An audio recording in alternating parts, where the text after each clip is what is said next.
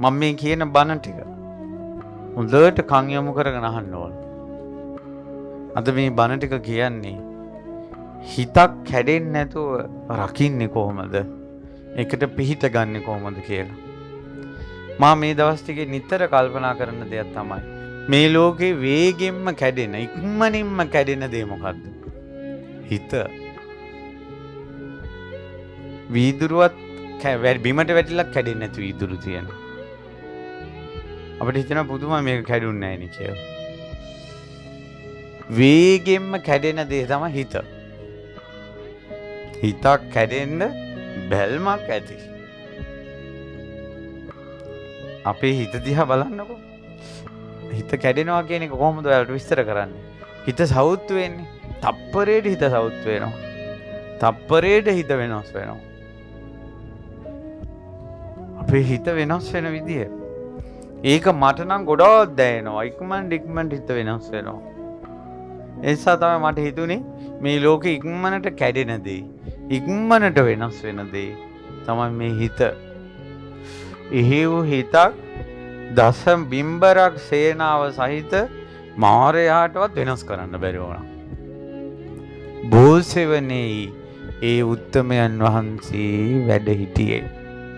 බෝසෙවනේ ස්ථිරසාර හිතකින් ඒ දැඩි හිත ඉදිරියේ, ස්ථිරසාර හිත ඉදිරියේ දස බිම්බරක් සේනාව පැරද ගියා. ඒ හිතේ ස්ථිරසාර බවක් තිබුණේ රාගෙන් තිත් වෙලා නෙවෙයි, ද්වේෂයෙන් දැවි දැවි නෙවෙයි, මෝහේ තැවරිලා නෙවෙයි තිබ්බේ. ඒකයි පවිත්‍ර. තුට සම්බුද්ධත්වයට පත් නොවී සිටියදී සම්බුදු හිත කියන්නේ ශක්තිමත් බෝසත් හිත හොලවන්නවත් බෑ. ඒකනේ කියන්නේ ගිහි ජීවිතේ අභිනිෂ්ක්‍රමණය කරනකොට තිබ්බ පියවර මේ ලෝකේ කිසි කෙනෙකුට ආපස්සට කරකවන්න බෑ කියනවා. ඒ අරමුණෙන්මයි ඒ හිත වෙනස් කරන්න යසෝදරාවන් වගේ ලක්ෂයකටවත් බෑ. ඒ හිත වෙනස් කරන්න රාහුලයන් වගේ කෝටියකටවත් බෑ.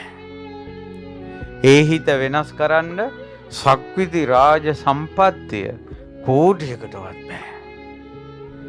ඒ හිත ඉච්ඡර ස්ථිරසාරයි. සෙලවෙන්නේ අකම්පිතයි. අකම්පිතයි.